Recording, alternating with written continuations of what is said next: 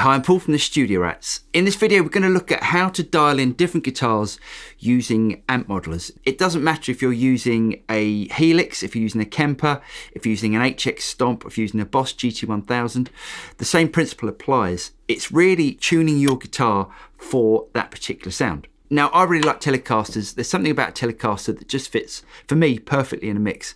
They've got the right EQ setting, they've got the right amount of bass, the right amount of treble, although some people might think they're a little bit too bright.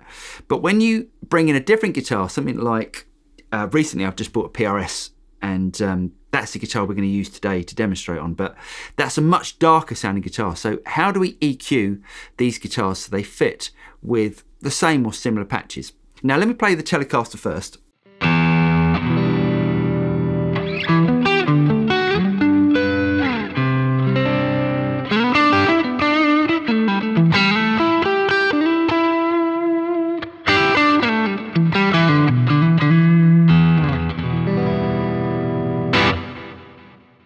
So hopefully, as you can hear, Telecasters are a really balanced sounding instrument. Now let's plug in the PRS.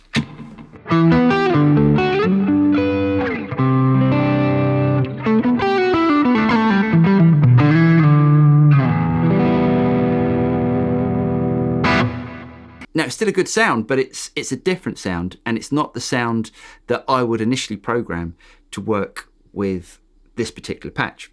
So let's have a look at the EQ going into this particular patch, and then we're going to see how we can sculpt it so it fits more for my sort of playing style. So let's do that. Now I'm going to be using the Boss GT-1000 for this, and like most modelers, you can move the EQ block. So what I'm going to do is to pick up this EQ block here, I'm going to move it just after my input. Now this is going to enable us to shape the sound of the guitar before it gets anywhere near the amplifier block.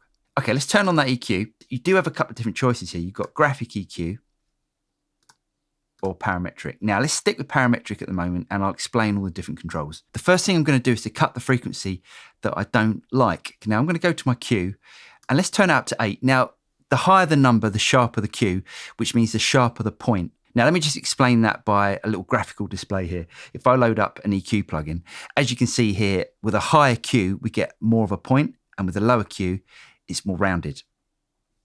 So I'm going to leave it at a point, and we're going to find the frequency that we don't like. So let's turn up the gain.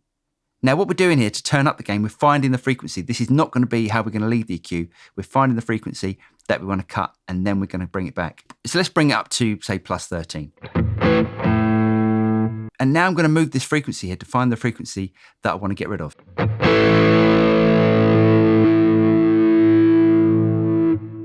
Now hopefully you could hear there was a bit of a frequency that popped out at 315 Hertz. Now all I'm going to do here is just to bring it back. And let's just bring it back by, I don't know, 5 dB would be fine. So now it sounds like this. And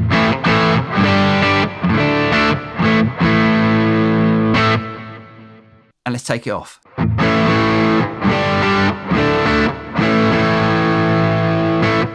So it's a subtle thing, but I've removed the frequency that's going to create a little bit of mud in the guitar frequency. So now it's going to be a little bit clearer. Okay, let's turn it back on.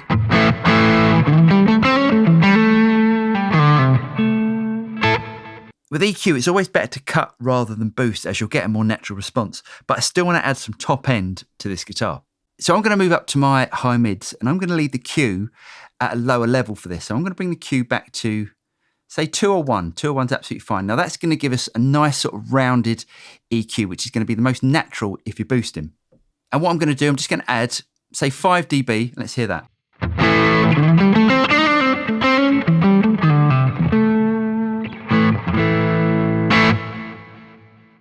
And now let's move that frequency around till we find the right frequency that we want to boost. The natural response of a guitar speaker normally goes up to about 5K. So we don't really want to be boosting above that, as it's going to sound unnatural. And we don't really want to be boosting between 1 kilohertz and 2 kilohertz, as that's going to be quite a harsh sort of sounding frequency. So let's just bring it up to 315. Let's try there first.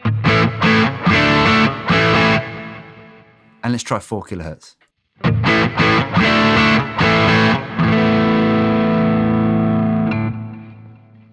So this is how it sounds now.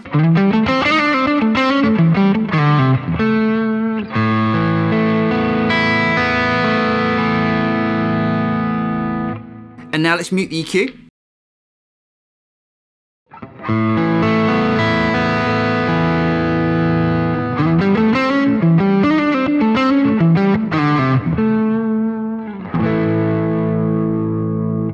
It's a subtle thing, but that's going to help a guitar like this, which is a twin humbucker guitar, just to cut through the mix just that little bit more. I'm Paul from the Studio Rats. I really hope you guys got something out of that. If you did get something out of it, don't forget to like and subscribe and click on the bell button, and you'll be notified of any future video that comes out from the Studio Rats. I'm Paul, and I'll see you next time. Cheers.